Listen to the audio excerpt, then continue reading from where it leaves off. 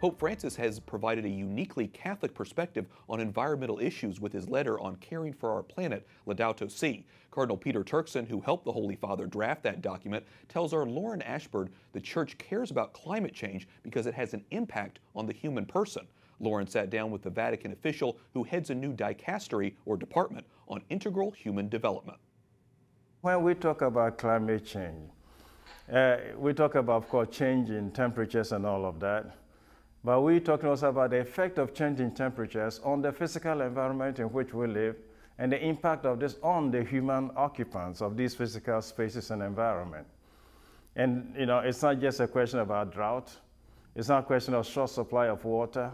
It's a question about the quality of water, quality of food, quality of, even the fruits that grow in those environments, and the quality of insects and their, cross-pollination habits. And so it's a whole array of, if you want, biodiversity and the relation of those, these elements with the health issues. So climate change and its impact on health care is something that is basic and, even proven by doctors and health sciences. Let's talk about your dicastery, which is quite large. Mm-hmm. What did Pope Francis tell you should be your first issue? But what's essential that about the centrality of the human person and the need to consider how these other four dicasteries hitherto have been addressing issue of the human person, but from different dicastery points of view. Why is it important to have it all come together? These were separate dicasteries, right? Certain issues are transversal. Like? Healthcare, poverty, migration. Migration is not simply the movement of people. It's a consideration of the causes of the movement of people. Why do people have to move? Then you're talking about famine, or you're talking about war and conflict. If you're talking about war and conflict, then it's lack of peace. Then the discussion takes you into peace and war issues. If it's about famine, then I think it's about climate change. And so these are all transversal issues which intersect and cross. So what are you expecting to do specifically to come out of this dicastery? To deepen our understanding of the Church's social thought.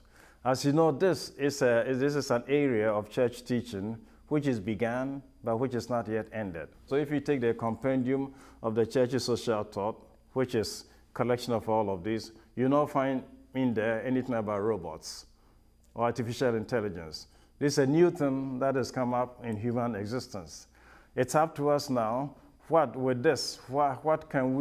the lessons we can draw from revealed truth, from the tradition of the church, from theology, from sciences and all of that, to this new issue, which is now a challenge, for the church. Why is it a challenge? I mean, is it going to take jobs or it's not going to take jobs? Is artificial intelligence going to mean, for example, that the role of people in decision taking is going to be diminished or to be reduced? Here we are in Georgetown, and somebody who works in this from Silicon Valley tells me, for example, that it will be good for universities to train people in things that they can do better than the machine, because the machine can think faster in certain situations than the human brain. So if you're training people in a university and you train them to do something that artificial intelligence can do faster, it's a non-starter. You're wasting their time. So in so very many ways, the impact on this on human culture is immense. And that needs to be discovered, that needs to be explored, so we can provide new guidance for humanity.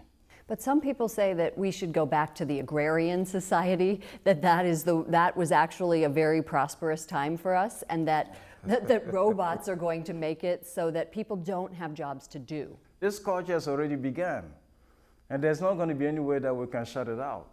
So the thing rather is to face it squarely and see what kind of moral, ethical guidance we can provide for this new science that is emerging. Thank you so much. Cardinal Peter Turkson, Director of the Vatican Dicastery on Integral Human Development. Thank you.